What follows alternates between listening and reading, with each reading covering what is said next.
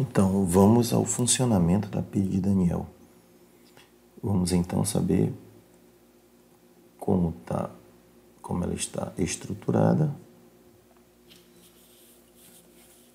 e como entender o seu funcionamento, perfeito? Observe. Quando você pegar a pilha de Daniel, você já sabe, né? Ela é formada por dois eletrodos, que é o eletrodo de zinco. Vamos colocar aqui o nosso eletrodo de zinco, né? Então, aqui nós temos o eletrodo de zinco. Você sabe que ele está na forma o quê? Sólida. E aqui nós temos a nossa o quê? Solução. Então, dentro dessa solução tem sulfato de zinco na forma o quê? Aquosa, certo? Do outro lado nós temos aqui o eletrodo de cobre na forma sólida, correto? E nós temos aqui o sulfato de cobre, que é a nossa o quê? Solução. Perfeito? E aqui nós temos, e vamos falar depois sobre ela, a ponte salina. Pois bem, vamos começar deste lado. Eu vou fazer uma divisão apenas didática. Que divisão didática é essa? Passar uma linha dividindo aqui, para que a gente possa entender de forma mais adequada o que está acontecendo com essa pilha. Então, para cá, para a minha esquerda, eu vou falar somente o que ocorre dentro do eletrodo de zinco, perfeito? Para cá, para a minha direita, nós vamos estudar somente o que acontece com o eletrodo de cobre. Pois bem, vamos lá.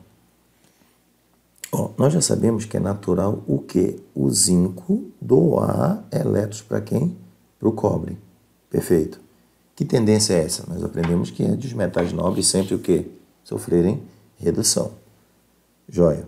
Então, o que acontece com o zinco desse lado?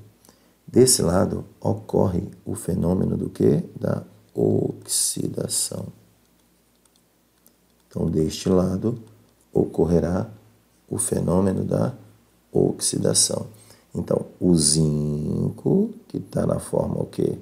Sólida, que tem NOx zero, aqui na forma de barra, ele vai perder 2 elétrons, que é a carga normal do zinco é mais 2, ficando aquoso e liberando o quê? 2 elétrons. Então, vamos de novo. O zinco, que está na forma de barra, o que vai acontecer com ele? Ele vai perder 2 elétrons e esses 2 elétrons serão transferidos para quem? Para o nosso outro lado, que é o lado que contém o cobre. E aqui, pessoal, é que está a ideia deste eletrodo. Zinco sofreu oxidação, perfeito. Perdeu quem? Elétrons que serão transferidos para o cobre. Esse eletrodo aqui que você está vendo, dentro do recipiente, funciona da seguinte forma. Esse zinco que está na forma sólida, que é a barra, ele começa a ser transferido para dentro da solução. Então, a solução começa a receber o quê? Zinco. Então, ela já tinha zinco. A solução já tinha zinco. Só que ela passa a ter uma quantidade de zinco ainda o quê? Maior. Então, a solução começa a ficar cheia de quê? De zinco. Ela contém sulfato? Claro, ela contém sulfato. E ela já tinha zinco. Só que a quantidade de zinco que está entrando aqui dentro está se tornando cada vez o quê? Maior. De tal sorte que, pessoal, esta camada, esta estrutura aqui, ela começa a desaparecer. Ora, quem começa a desaparecer? A placa, ela começa a corroer. Então, o fenômeno da oxidação também é conhecido como fenômeno do quê? Da corrosão. O metal tende a corroer, né? Então, enche de zinco a solução, devido ao zinco sofrer oxidação, ele enche a solução de zinco, tornando a solução catiônica, né, mais positiva, e a placa metálica ela começa a perder massa para essa solução. Então, essa estrutura ficou mais ou menos assim. Vamos fazer algumas anotações sobre isso. Veja.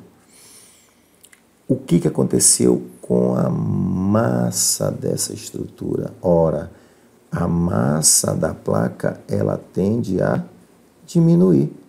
Então, você vai dizer que a placa, o metal zinco começa a diminuir de massa porque sua massa começa a passar para dentro de quem? Da solução.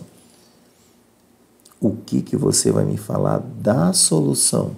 Você vai me dizer que a concentração dessa solução em face da quantidade de zinco que está aumentando, ela está sofrendo um acréscimo. Esse colchete quer dizer concentração, perfeito? Concentração em mols por litro. Então vamos lá? Deste lado, que é o eletrodo de zinco, está ocorrendo o quê? Corrosão da placa metálica, diminuição de sua massa, consequentemente. Aumento da concentração da solução, porque está aumentando a quantidade de zinco aqui dentro. Perfeito? E deste lado sempre ocorre o fenômeno de quê? Da oxidação. Professor, onde é que estão esses dois elétrons? Pronto. À medida que o zinco desce, os elétrons são transferidos pelo fio. Então, qual é a tendência? É os elétrons serem transferidos pelo fio e serem levados para o eletrodo de cobre. Vamos já estudar o eletrodo de cobre. Então, essencialmente, desse lado, esse eletrodo, ele tem um nome especial. Então, ele recebe o nome de anodo. Então, o anodo, vamos lá? O anodo da minha pilha, alguns autores vão chamar de ânodo, aí você vai fazer o acento no A. Eu prefiro o termo anodo, isso é indiferente para a prova do Enem, tá? Então, o anodo é a estrutura da pilha que corresponde ao eletrodo de quê? No nosso exemplo aqui, de zinco. Anodo sempre sofre oxidação. E para você não esquecer isso, é só lembrar aquele macetezinho que já todo mundo conhece, que é vogal com vogal, né? Então, aqui começa com vogal, aqui começa com vogal, e anodo significa oxidação, para não errar. Anodo sempre oxida, e você vai ver depois o outro caso, que é o catodo, que sempre reduz. Então, anodo sempre sofre oxidação. Continuando desse lado, pessoal, então eu já sei que os elétrons fluem do anodo em direção ao outro lado, que a gente vai ver que é o catodo. Bom, se os elétrons estão migrando daqui, significa que este lado contém o polo positivo da minha pilha. Contém o polo negativo da nossa pilha. Ora, por que o polo negativo? Porque é aqui que os elétrons migram. É aqui que está a fonte da carga negativa. A carga negativa sai daqui. Então, aqui eu tenho o polo negativo. Vamos resumir? Rapidamente, quem é o nosso anodo? É a espécie que sofre oxidação. O, A, vogal, vogal, anodo sempre. O que é oxidar? É eu estar na forma metálica, ir para a solução e liberar elétrons. No caso do zinco, libera 2 elétrons. Esses elétrons migram pelo fio em direção a outra placa. Perfeito. O que acontece aqui? Corrosão. A placa corrói, a massa dela o quê? Diminui e a solução fica concentrada de íons zinco. Perfeito? Essa é a estrutura do nosso anodo. Ora, professor, e como funcionaria o nosso catodo? Vamos lá? A espécie desse lado, aqui nós temos a estrutura que vai sofrer o quê? Redução. Porque você aprendeu que quem sofre redução, que se há uma reação onde alguém está perdendo, tem que ter alguém o quê? Ganhando. Pronto. Quem é que reduz? É o cobre. Agora preste muita atenção. Quem vai reduzir não é este cobre, porque ele já é zero, ele já está reduzido. É o cobre, pessoal, que está na solução deste sulfato de cobre. Claro que o sulfato continuará aqui, correto? Mas o cobre que vai receber estes elétrons que estão chegando, perceba que os elétrons estão vindo do zinco, que está sofrendo oxidação. Entendi, os elétrons estão chegando pela estrutura e quem vai receber esses elétrons, professor? Ora, quem vai receber esses elétrons que estão chegando é o cobre. E essa peça metálica é só para conduzir eletricidade. A que vai receber mesmo é o cobre que está onde? Na solução. Então, observe. Esse cobre migrará para a placa, objetivando o quê? Receber os elétrons que estão chegando. Então, eu poderia resumir a equação assim, né, pessoal? Que a gente chama de semi-reação. Seria o cobre mais 2. Onde é que ele está, querido? Na solução. Ele está na forma aquosa. Ele vai receber o quê? 2 elétrons. E quem está fornecendo para ele esses 2 elétrons? O zinco. E ele vai se transformar em quem, pessoal? Em cobre mais 2. Perdão, cobre, né? Cobre na forma o quê? Sólida. Na forma 0. E você já sabe que quando ele está nessa forma, ele vai estar na própria placa. Ele vai depositar, olha o termo, depositar na placa. E como ficaria isso? Ora, você teria basicamente isso aqui, ó. Um depósito de cobre na placa, ocorrendo um aumento do quê? Da massa dessa estrutura, que o cobre está sendo depositado. E você vai ter um aumento de massa. Então, nesse fenômeno onde ocorreu redução, nós damos um nome especial para este lado e chamamos este lado de catodo ou cátodo, né? O professor, como já disse, prefere sem acento, né?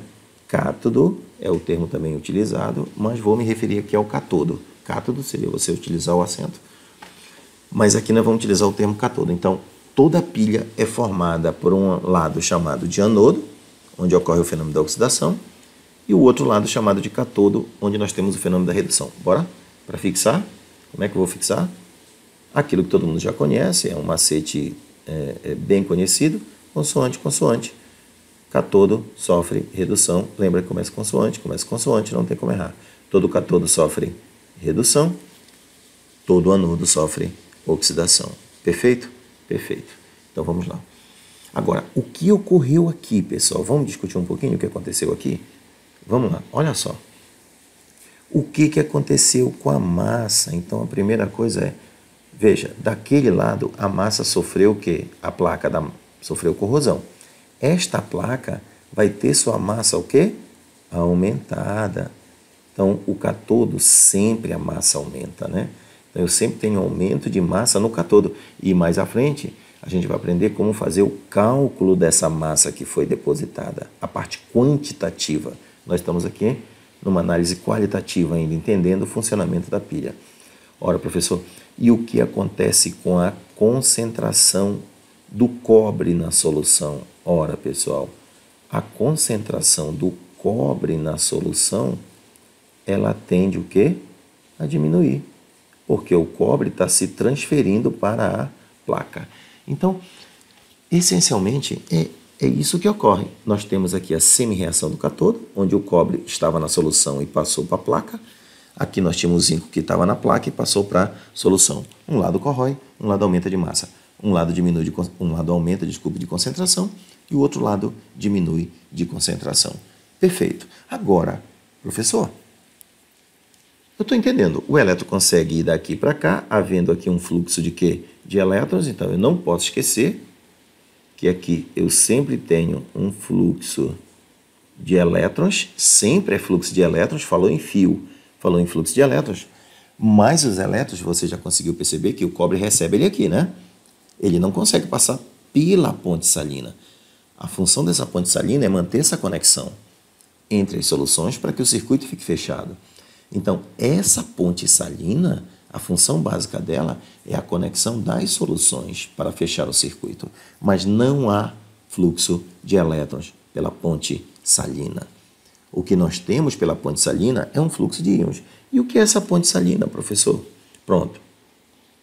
Essa ponte salina, normalmente, ela é formada por uma solução saturada de um sal. O professor vai usar aqui o KCl, tá? Aquoso. saturado. Tá bom? Então, normalmente é feito por uma solução saturada de um sal. Vou usar aqui o KCl. Qual é a ideia, pessoal? Aqui não está ficando cheio de quê, pessoal? De zinco?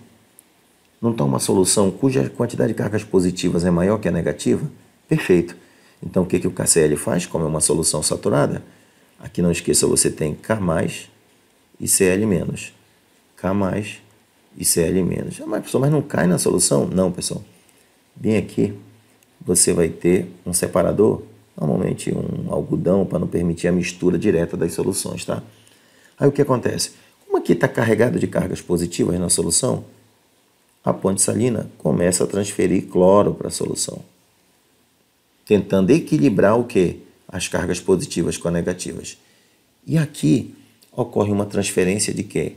De potássio para a solução, porque a quantidade de sulfato está se tornando o quê aqui dentro? Maior, porque o cobre está indo embora. E aí há uma transferência de potássio para dentro da solução. O que acontece, então? Há um fluxo de íons aqui dentro, permitindo o equilíbrio das cargas, para que aqui continue recebendo cargas positivas e aqui continue migrando